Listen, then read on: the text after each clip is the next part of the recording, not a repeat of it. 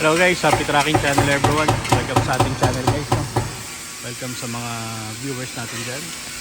At for this vlog, no?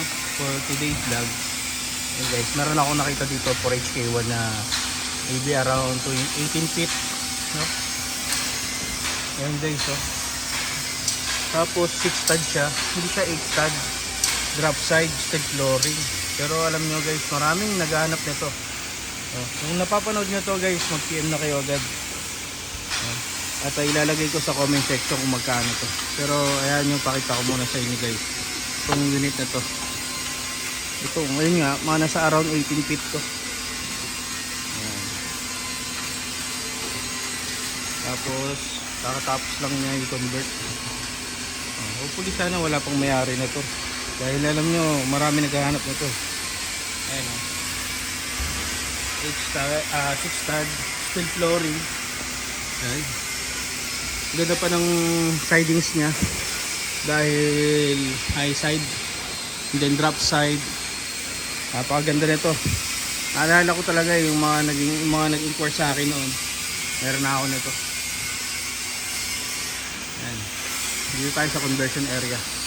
As is pa lang to guys. As is condition. What you see is what you get. Ayan. So, may mga kulang pa dito, may mga kailangan pang i-detail, may mga kailangan pang i-restore, especially sa mga wire. No? And yun nga, ulitin ko guys, 4HK1 siya. Manufacture date niya is 2012. Ayan, 2012. Pero register to as 2024-2025.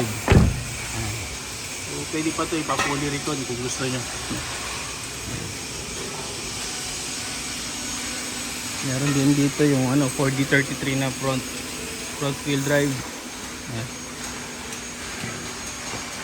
So, dito yan sa Subic. So lalagay ko na lang sa comment section kung magkano to.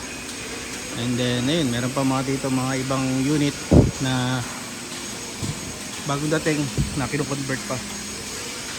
Ito din, no? Ito ginagawa dito yung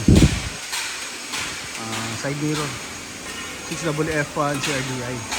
Reserve na rin. So as a reserve tayo, reserve na siya unit. At din dito mini dump truck. Ayan, 4HF1. Ayan ang CRDI. Ito inline, 4HF1 inline. Tapos hindi makikita kung camel type chassis, straight chassis, madilim. Anyway, ito camel type chassis 4HF1. Tignan natin kung inline.